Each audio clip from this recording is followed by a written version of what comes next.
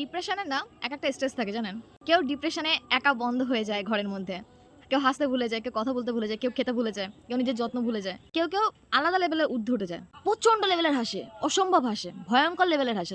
তারা মানুষকে দেখায় যে দেখো আমি কত ভালো আছি। যখন দেখবেন একটা মানুষ অস্বাভাবিক রকমের হাসছে, অস্বাভাবিক অ্যাক্টিভিটি করছে, তার বিহেভিয়ারের মধ্যে কিছু একটা প্রবলেম আছে, তাকে না কিছু বোঝাবেন না এই মুহূর্তে।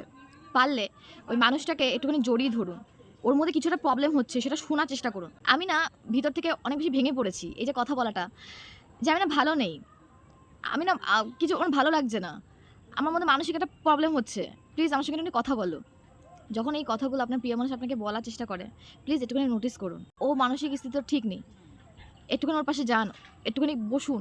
সবসময় কাজ, সবসময় টাকা এগুলো করবেন না। মানুষের সময় কখন যে থেমে যাবে আমরা কেউ জানি না। পরে হয়তো আপনি অনেক বেশি আক্ষেপ করবেন, পরে হয়তো আপনার কাছে অনেক টাকা থাকবে, জানেন তো, যে টাকাটা ভোগ করার জন্য যে পার্টনারটা আমাদের পাশে দরকার পড়ে না, ওই মানুষটা থাকবে না আপনার জীবনে। বি কেয়ারফুল, নিজেদের কাছের মানুষগুলোকে যত্ন নিন। আমি ভিতর থেকে খুব সেন্সিটিভ, ভীষণ ইমোশনাল।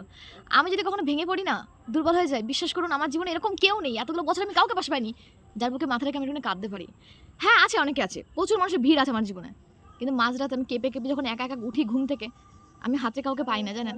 আমি আশেপাশে কত মানুষকে বলেছি আমি না ভালো নেই, আমি সুখে নেই, আমি ঠিক নেই, কিন্তু কেউ আমার কথা শুনেনি। তো আমি মানুষের জন্য যা যা করেছি তার 1% রিটার্ন আমি পাইনি। তারা তাদের মতন করে ভালোবেসেছে, তাদের ভালোবাসার ডেফিনেশন আলাদা, কিন্তু তারা আমার মনকে কখনো টাচ করতে পারেনি। আমার মনের মধ্যে যে আকুলতাগুলো আছে, বিকলতাগুলো আছে,